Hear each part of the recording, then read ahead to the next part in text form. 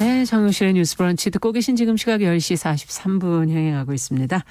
자, 이번에는 작은 서점주의 개성 있는 안목으로 신간을 골라서 소개해드리는 그런 시간이죠. 동네 책방. 오늘은 고요서사의 차경희 대표 자리해 주셨습니다. 어서 오십시오. 안녕하세요. 네, 아이고 벌써 한 해가 끝나가네요. 네, 순식간에 마지막 날이 되었더라고요. 아, 올 한 해 사실 저희가 정말 많은 책을 소개해드렸잖아요. 네, 맞아요. 그 책만 잘 읽었어도.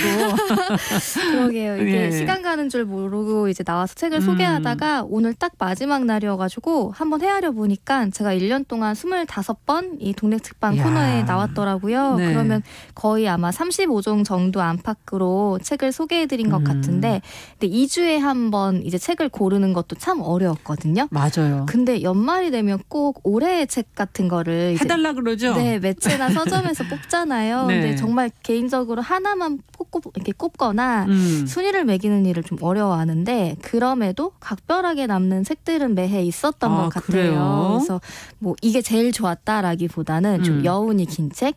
저는 개인적으로 상반기 하반기에 생각나는 게 하나는 헝가리 작가 서보 머그더의 도어라는 소설이고요. 네. 다른 하나는 팀 오브라이언의 그들이 가지고 다닌 것들이라는 이제 둘 다 외국 소설인데, 네. 그들이 가지고 다닌 것들 같은 경우에는 저희 코너에서 소개해드린 적이 있어요. 맞아요.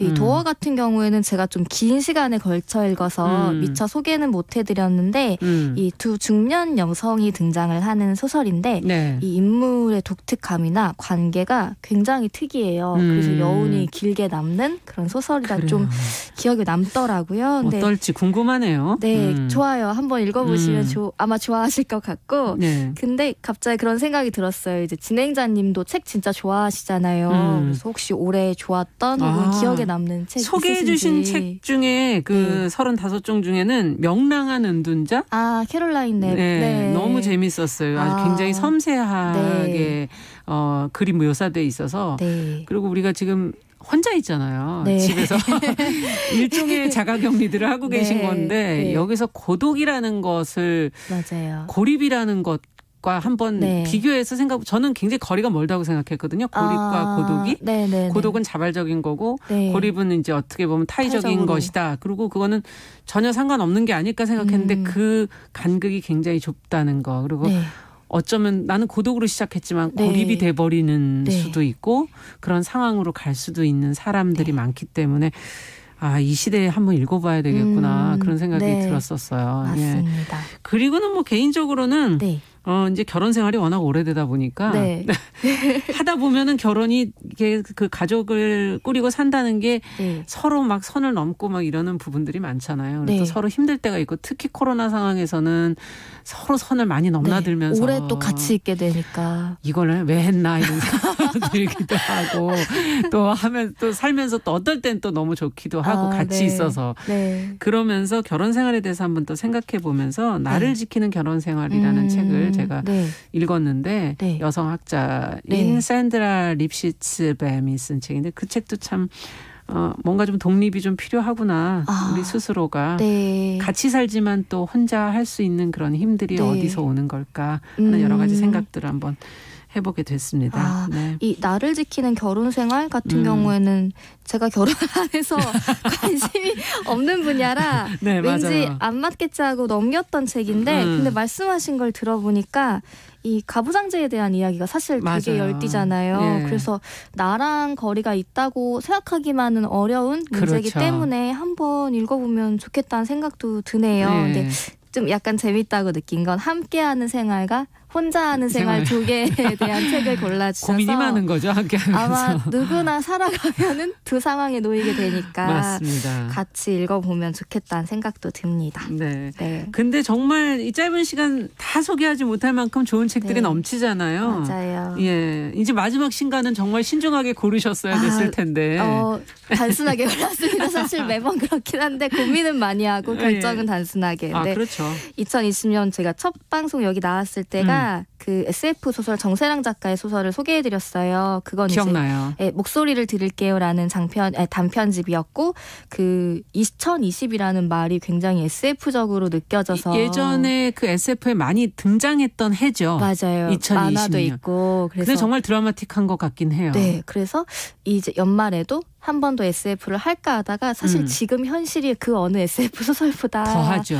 네, 미래에 마치 와 있는 느낌이잖아요. 비현실적으로. 그래서 좀 고민을 더 길게 하다가 정말 며칠 전에 갓 나온 신간 산문집이 있는데요. 이 조혜진 소설가 그리고 김현 시인이 함께 쓴 영화 에세이 당신의 자리는 비워둘게요 라는 책을 제목이 끌리네요. 네, 12월 이제 2020년 마지막 책으로 골라봤습니다. 네, 표지에도 당신의 자리를 비워두셨네요. 영화관 자리에서. 영화관에서 네. 거리두기라고 있는 건지는 모르겠으나 네.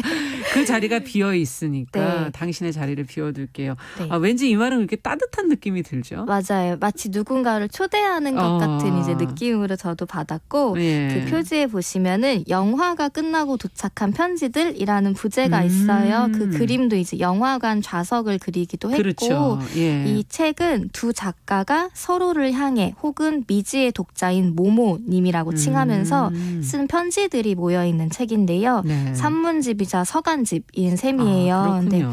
독특한 점은 두 작가가 각자 혹은 함께 본 영화를 사이에 두고 편지를 주고받는다는 설정입니다. 이게 재밌네요. 네, 어떻게 들으면은 이제 영화가 잡지 같은 데에서는 좀 봤던 형식 같다고 맞아요. 느끼실 수도 있는데 이게 책이 코로나19 상황이 장기화되고 지금 거리두기가 굉장히 심화되고 있잖아요. 예. 그래서 이 시기 덕분인지 좀 특별하게 느껴지는 게 있더라고요. 그러네요. 저희도 영화를 친구랑 그러면 같이 네. 오늘 보자 그러고서는 같이 메일을 주고받을 수도 있고, 네, 맞아요. 톡을 할 수도 있고, 맞아요. 그리고 이 책 같은 경우에 이제 영화관을 가서 봤던 이게 1년 동안 연재했던 거를 묶은 거라서 그 코로나 이전 상황들에 대한 얘기가 나오다 보니까 그렇군요. 이 책에서 예술 영화관이 이제 곳곳에 나온다던가 그 영화관 거리의 풍경, 뭐 누군가랑 같이 보고 나눈 대화나 영화 끝나고 같이 먹은 맞아요. 음식, 막 그런 아니면 혼자 영화 보고 했던 생각들 이런 게 담겨 있는데 되게 먼 옛날같이 그립게 느껴지면서도 맞아요. 이 영화관 저도 거의 이제 봄 이후에 못 갔었거든요. 예. 그런 좀 답답함을 해소할 수 있게 하는데 좀 도움이 되더라고요. 그렇군요. 네.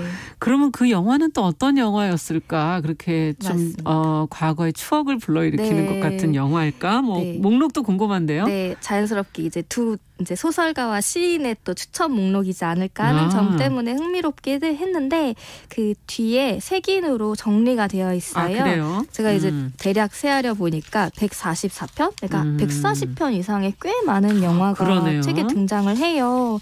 이제 편지 하나당 영화 한두 편이 주요하게 언급되기도 하고 아니면 봄, 여름, 가을, 겨울에 보기 좋은 영화들을 이 두 작가가 나열을 한다든지 아니면 인물들의 이름들이 두드러지게 느껴지는 그러니까 각자의 테마를 가지고 막 이렇게 영화를 나열해주면서 얘기를 하기도 해요.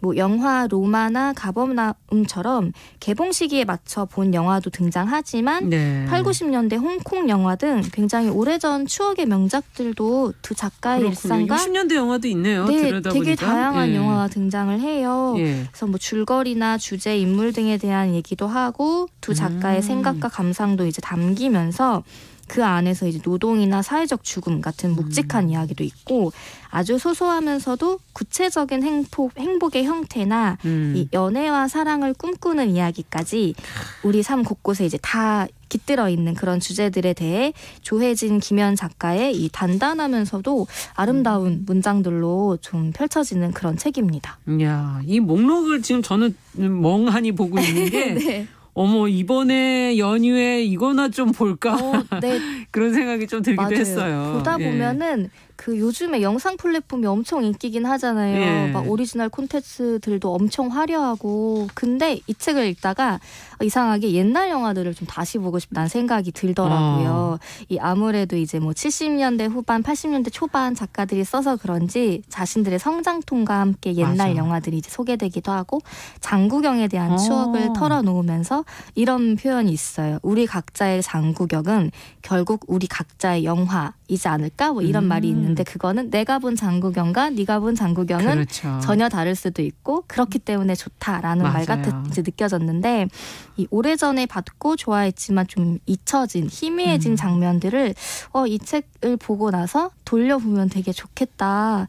그런 이상한 향수 같은 게 느껴지는 책이기도 네. 했어요. 그리고 또 다른 이 책의 강점이자 특별한 점은 바로 이 작가 자체에 있는데 소설가 조혜진 그리고 시인 김현희 공동 저자라는데 굉장히 사실 특별한 책이라는 것이 이렇게 공동 저자일 때 잘 읽히진 않는다 맞아요. 이런 편견이 있잖아요. 네, 맞습니다. 근데 어떤 사이인가요? 이 두 분은 어떻게 같이 쓰게 됐죠? 네, 이 두 작가는 이제 선문에서 김현 시인이 밝히기도 하는데 예. 사실 막 자주 연락하거나 자주 보거나 하는 사이는 아니래요. 그러니까 그렇지만 이제 어떤 사회적 목소리를 내는 현장에서 연대했던 계기로 만난 사이라서 그런지 자주 보진 않아도 서로가 좀 관심사도 비슷하고 약간 늘 서로를 걱정하고 보듬는 그런 애틋한 관계인데 있을 수 있어요. 네, 서로 너무 통하는 관계는 그렇게 자주 연락 안 해도 돼요. 그리고 뭐 어쩌다 불쑥 만나도 너무너무 편하고 그리고 둘이 서로를 굉장히 염려하는 마음들이 이 책에 잘 담겨 있어요. 그리고 정말 흥미로운 거는 서로가 각자 소설과 시를 쓰는 사람이잖아요. 그렇죠. 편지에 들어가 있는 문장이나 자신에게 해주는 말이 너무 좋으면 나 그거 시에 써도 돼? 나 그거 소설에 써도 돼? 이런 식으로 막 되게 양해를 구하면서 서로의 작품에도 영향을 주고받아요. 그렇군요. 그래서 이 책 그 당신의 자리는 비워둘게요에 담긴 글을 자신들의 이제 영감으로 어떻게 보여주는지 그런 것들도 좀 재미있게 읽을 수 있을 것 같고 어떻게 시작을 하는지 어떻게 소설을 쓰시는지도 좀 느껴보실 수 있겠네요. 네. 예. 그리고 어쩌면은 이런 관계는 이런 게 가능한 거는 이 두 작가이기 때문에 가능하지 맞아요. 않을까? 그런 생각들이 담겨 이제 들더라고요. 그리고 이 책은 제가 사실 첫 대목부터 좀 빠져들었는데 어떤 대목입니까? 조혜진 작가의 편지로 시작을 해요. 네. 근데 이제 좀 읽어드리자면 이렇게 시작을 해요. 현아, 묻고 싶은 게 있어. 일어나서 내 얘기 좀 들어볼래? 인간은 아름답니? 이렇게 시작을 해요. 질문이 남다른데요, 벌써? 네, 가벼운 마음에 좀 에세이니까 좀 펼쳐 들었다가 바로 굉장히 정직한 질문이 이렇게 튀어나오는데 이 문장을 읽고는 자세를 고쳐 앉아서 책을 좀 읽게 되는 거죠. 근데 이 인간은 아름답니?라는 질문이 현실과 좀 동떨어진 질문 같으면서도 근데 지금 이 시기에 아마 다들 한두 번쯤은 이제 던져본 질문이지 않을까 근본적으로. 싶어요. 예. 그리고 어쩌면 이런 질문을 주저없이 말하는 건 정말 조혜진 작가라서 할 수 있는 것이지 않을까? 라는 생각이 느껴져요. 이제 조혜진 작가는 아시겠지만 굉장히 인간성에 대해 묻고 탐구하는 작품을 많이 쓰기도 했고 비관적이다가도 굉장히 따뜻한 희망을 놓지 않는 그런 작가인데 이 책에도 그런 마음이 굉장히 잘 담겨 있습니다. 네. 자, 오늘 마지막 2020년의 마지막으로 동네 책방 고요서사의 차경희 대표와 함께 당신의 자리는 비워둘게요 읽어봤습니다. 오늘 말씀 잘 들었습니다. 감사합니다. 네, 고맙습니다.